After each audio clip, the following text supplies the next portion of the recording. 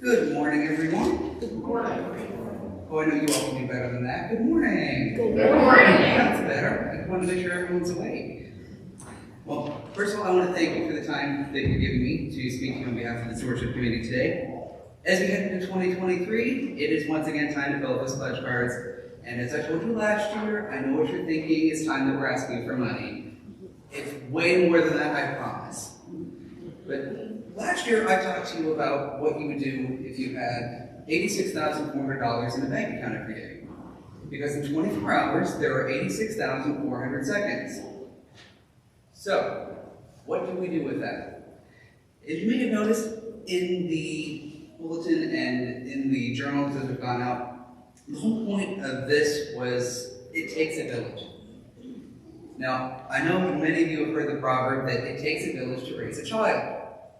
I myself do not know much about raising children. My child has 4 paws, fur, and a tail and parts.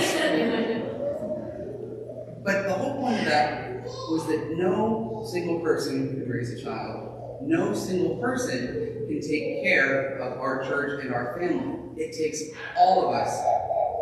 When you look at a community, there are doctors, lawyers, pharmacists, bakers, chefs, childcare workers, road workers. There are so many different people out there that each and every one of us benefits from their services. And the same is true here. Jeff, for example, he's an organist. He sings. You would not want me to sing. I cannot hear you tune in a bucket. My wife can attest to that. But the whole point, when it comes time to fill those pledge cards, we talk about time, talent, and treasure.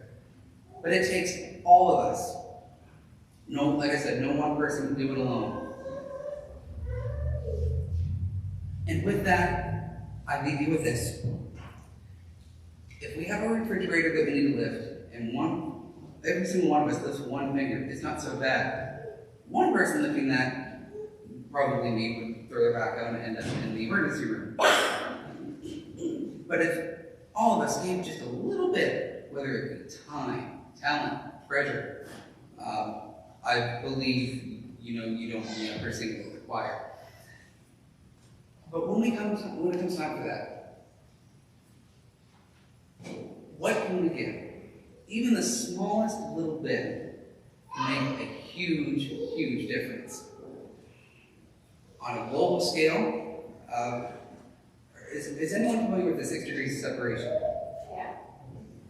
Well, for those that aren't, in the early 1960s, psychologist Stanley Milgram proposed an experiment where he would ask volunteers to send a letter to a specific individual in Boston, Massachusetts, using only their known connections. What he found at the end was that the majority of those letters reached the intended target, or the intended person, by going through 6 or less people. So when we think about that, and they ask, who is my neighbor?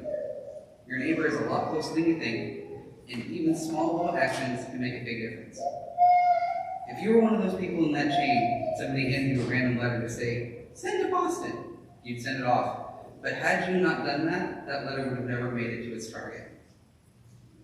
So even though you think whatever you think might be insignificant, you think it might not matter, even the smallest little thing does.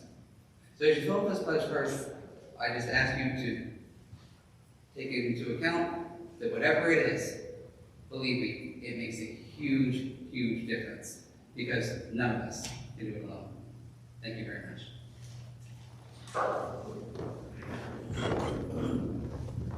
Thank you.